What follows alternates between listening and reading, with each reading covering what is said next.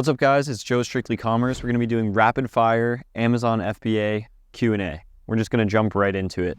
What happens if you don't find wholesale products on Amazon? What do? So this question is actually really good. If you don't find wholesale products on Amazon, it just means you're not looking hard enough.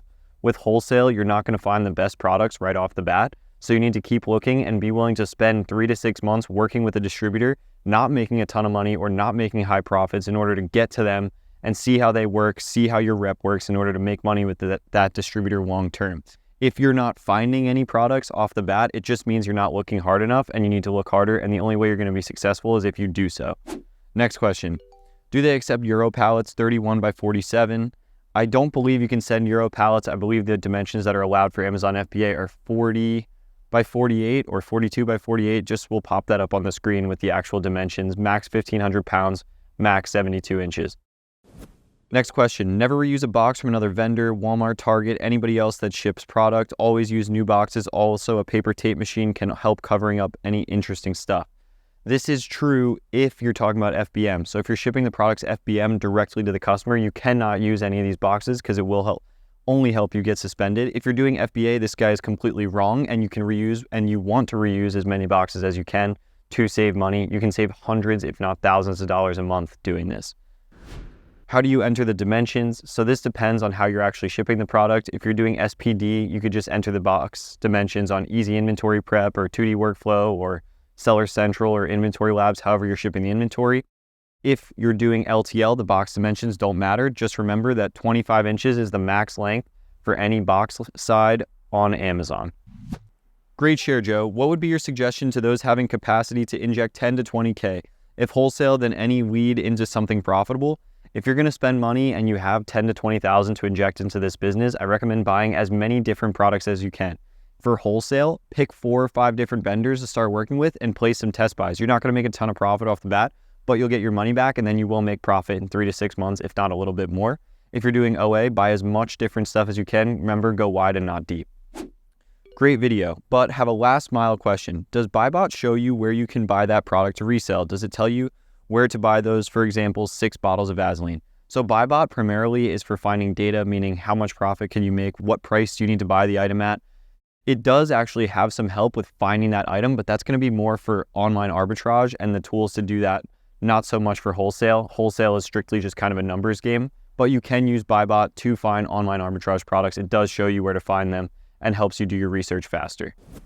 What do you think is the best way to make money online? So I'm a little bit biased, but I do think Amazon Way is the most beginner-friendly way to start making money online.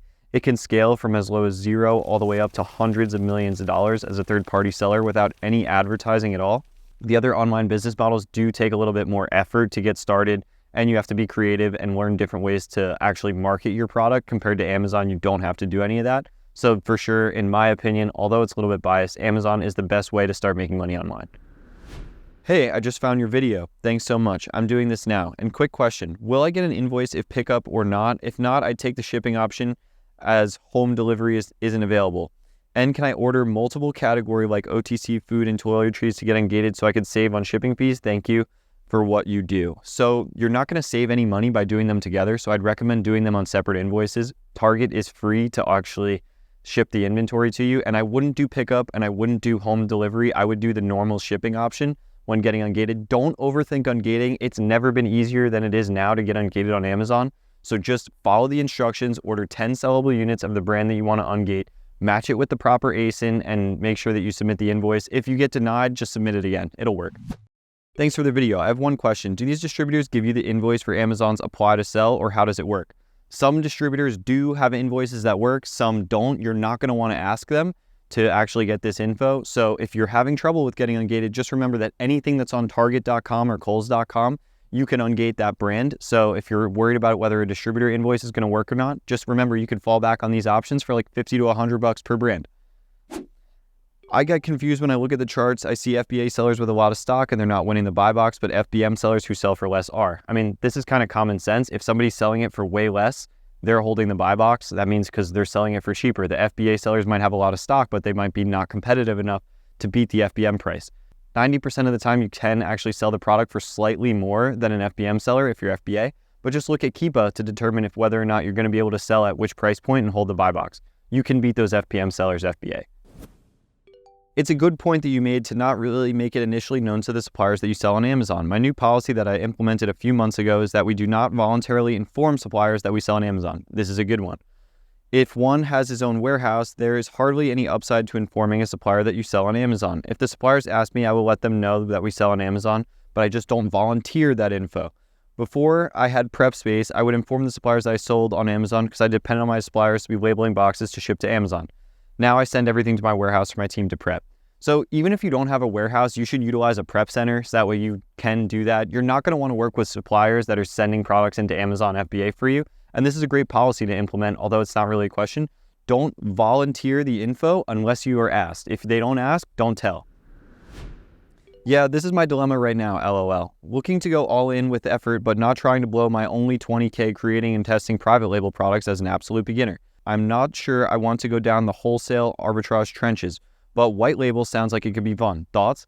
If you have never sold anything on Amazon.com, you should throw the idea of private label or creating your own listings off the table. You should start with online arbitrage or wholesale and sell products that are already selling. You don't have to take pictures, you don't have to generate listings, you don't have to run PPC, and you already know all the data about a product before you buy it. So if you're new to selling online, and especially if you're new to Amazon or both, start with retail arbitrage, online arbitrage, or wholesale to get started. Then eventually go down the line and spend time on private label. Not in the beginning. It's the first surefire way to lose money compared to the other arbitrage models where you're selling products that are already selling. Loving the videos, man. Helping me navigate the waters of starting my own Amazon FBA business. One quick question, if you don't mind. When checking out at Target, Kohl's, for the purpose of getting Ungated, should I use my personal name or my LLC name as the first and last name on the Target Kohl's? I want to make sure I don't waste time and have all the appropriate information. Thank you. If you have your LLC on Amazon, you're going to want to use your LLC name. If you don't have your LLC on Amazon, you're going to want to use your personal name. Both should work no matter what, but just make sure the address matches up with your seller account and you'll be good to go. How do I get ungated in the entire category of groceries? So there's two different types of ungating. There's category ungate and brand ungating. One 10 sellable unit order will get you ungated in the category of groceries, and then you're going to have to do the brands elsewhere. If you're struggling with ungating, watch the videos we've created, order 10 sellable units from Target, Webstaurant, Kohl's, any of these websites, and then submit the invoice. You're not going to just use one invoice to get ungated in everything, but that will work for the category, and then you can do the brands the same way. Do you suggest the How to Dummies Selling on Amazon book to be a good guide? I don't know why you would buy that book when there's a ton of free info on YouTube. I mean, maybe you'll find something helpful, but YouTube is free and there's pretty much everything you'd ever need on there. Question, I found a Walmart brand product on Amazon. My question is, there's only one seller and Seller Amp has it on the private label alert. Why is there only one seller for this product? Is there a chance can have issues? I feel like the seller is claiming PL even though it's not possible. So these softwares, especially Seller Amp and Buybot, are going to tell you PL just because there's one seller. It's not actually a private label product most of the time. Use Keepa to determine whether or not there was multiple sellers and if there's IP issues. If you're having a real hard time, just get IP alert, although you shouldn't need it because it's really easy to see this stuff. Those are false alerts that you don't really have to worry about. Can you provide me profitable products? No, you need to find yourself profitable products, and the only way that you're actually going to make money with this business is learning how to do so. Nobody's going to give you profitable items, and if they do, you don't want them. You need to learn how to find them yourself. It's literally the only skill involved with this business. Go find them yourself. Get the hell out of here! So that's it for Amazon FBA Rapid Fire Q&A. If you guys have any more questions that pop up based off this video or anything going on with Amazon, make sure you drop them in the comments down below. If you're feeling stuck with Amazon FBA and you want to learn more, make sure you click the link in the description to join our free B-House Discord server, where you can get access to both 5, 6, and 7-figure Amazon FBA sellers to help you propel your journey forward. That's it for this video, and thank you for your business.